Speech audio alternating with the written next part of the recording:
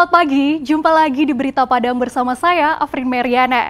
Sejumlah berita aktual dan menarik akan kami sajikan untuk Anda. Berikut 3 berita utama pagi ini.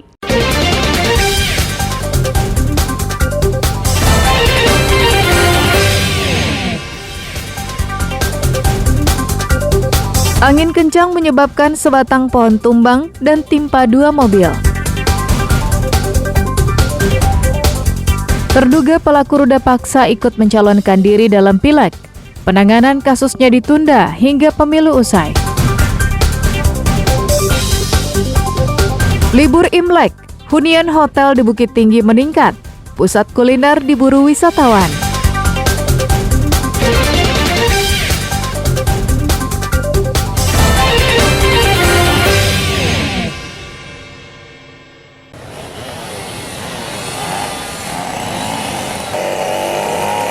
Sebuah pohon berjenis lansano yang berada di Jalan Profesor Dr. Hamka, pusat Kota Padang, tumbang dan menimpa 2 mobil yang sedang melintas pada Senin siang.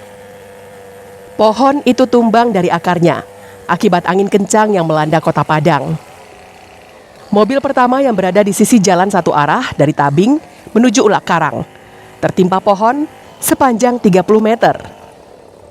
Pohon dengan diameter 25 cm itu juga menimpa sebuah minibus yang berada di sisi jalan sebelahnya.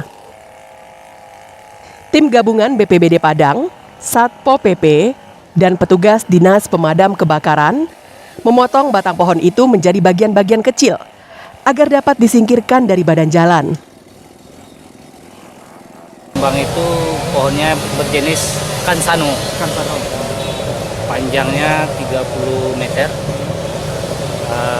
Diameternya 25 cm. Sama-sama kita lihat itu mengenai 2 mobil ya, 2 kendaraan. Tapi insya Allah alhamdulillah tidak terjadi korban meninggal dunia. Para penumpang kedua mobil itu selamat, tidak mengalami cedera apapun. Namun demikian, arus lalu lintas terhambat karena kendaraan dari arah Tabing menuju Ulak Karang maupun Khatib Sulaiman dialihkan petugas berbelok memasuki kantor Dinas Sumber Daya Air Sumatera Barat. Laude Juhardio Anse melaporkan dari Padang.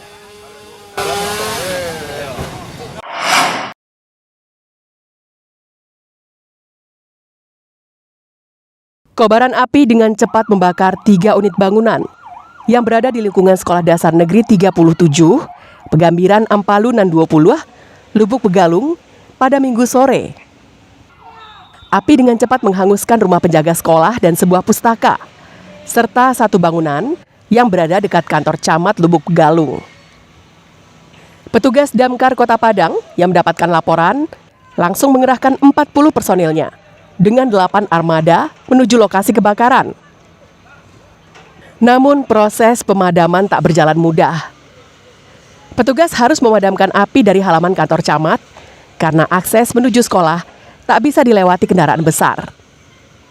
Kobaran api terlihat pertama kali dari salah satu kamar di rumah penjaga sekolah hingga merambat ke perpustakaan.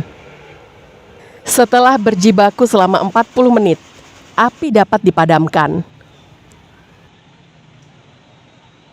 Jadi sampai di lokasi adapun yang dibakar adalah 1 unit bangunan penjaga sekolah di SD 37 Pegambiran.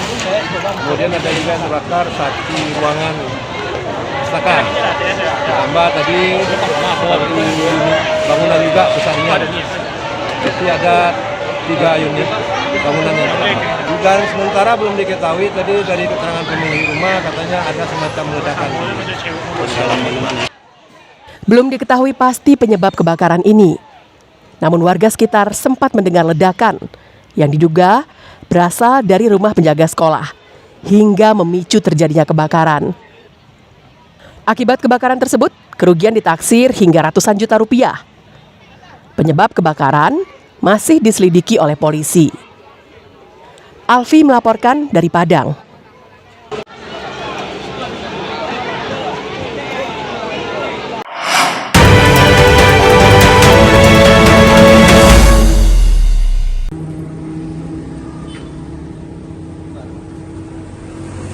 Usai Bawaslu Pasaman Barat menghentikan laporan dugaan pelanggaran pidana pemilu yang dilakukan oleh Bupati Pasaman Barat, sesuai keputusan dari Sentra Penegakan Hukum Terpadu, Bawaslu Pasaman Barat, berbagai pendapat disampaikan oleh warga. Randa, salah seorang mahasiswa di Pasaman Barat, berharap agar laporan ini bisa ditelusuri kembali dan adanya kejelasan apakah Bupati Pasaman Barat termasuk pejabat negara atau bukan.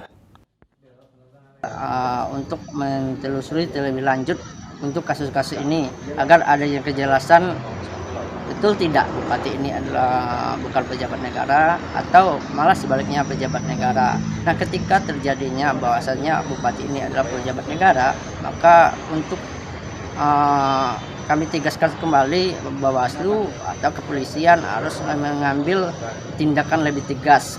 Sementara itu, menurut Baharudin, salah satu tokoh masyarakat, bahwasanya Bupati Pasaman Barat merupakan pejabat negara dan diharapkan agar Bawaslu bisa tegak lurus dalam menegakkan hukum. Selain itu, jika laporan dihentikan, akan menurunkan kepercayaan masyarakat terhadap Bawaslu. Mereka juga menilai jika Bawaslu tidak tegas dalam menjalankan fungsinya. Malam seminggu tampaklah turun dan Bawaslu itu turun adunya. Jadi ke depan harapannya sebagai tokoh masyarakat apanya? Jadi beginilah, ini semuanya ini Bawaslu ini harus menegakkan aturan. Dia tegakkan aturan.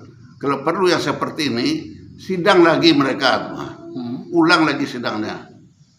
Oh jangan, harusnya polisi tidak boleh mau mengakhiri ini. Di belakang itu ada ahli hukum, masa polisi mau mundur gitu. Dan ada apa kejaksaan di belakang itu? Bupati Pasaman Barat dilaporkan warga ke Bawaslu karena adanya video dugaan Bupati mempromosikan anaknya yang maju menjadi calon anggota DPR RI kepada camat dan wali nagari se-Kabupaten Pasaman Barat di rumah dinasnya pada tanggal 10 Januari lalu. Namun setelah diproses selama 14 hari, Bawaslu menghentikan pemeriksaannya karena 3 unsur di Gakumdu Pasaman Barat tidak satu suara saat mengambil keputusan. Tapi ada yang beda dari unsur kejaksaan, bahwa unsur yang di pasal yang kita sangkakan tadi tidak terpenuhi seperti itu. Jadi kesimpulannya, karena kita kan satu organisasi, adalah satu lembaga juga bersama Sentra Gakumdu. Kalau ada yang berbeda, jadi kesimpulannya kita hentikan, kira-kira seperti itu. Pada pemilu 2024 ini, Bawaslu Pasaman Barat memproses 4 laporan. 1 laporan telah diputuskan dan 3 laporan lainnya masih diproses. Safatul Ulum melaporkan dari Pasaman Barat. Pejabat yang dimaksud adalah bupati, seperti itu alasan mereka.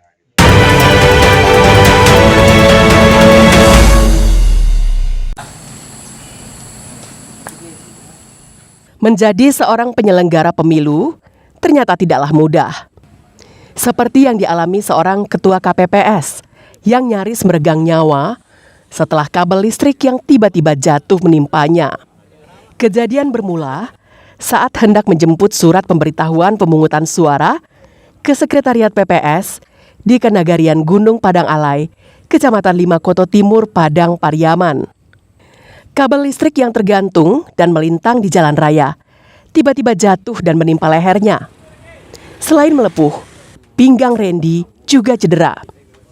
Meski baru saja mendapat pengobatan di puskesmas, Ketua KPPS Randy Fernando bersama anggotanya tetap berusaha menyelesaikan tanggung jawabnya sebagai penyelenggara pemilu. Kabel ada arus hidup.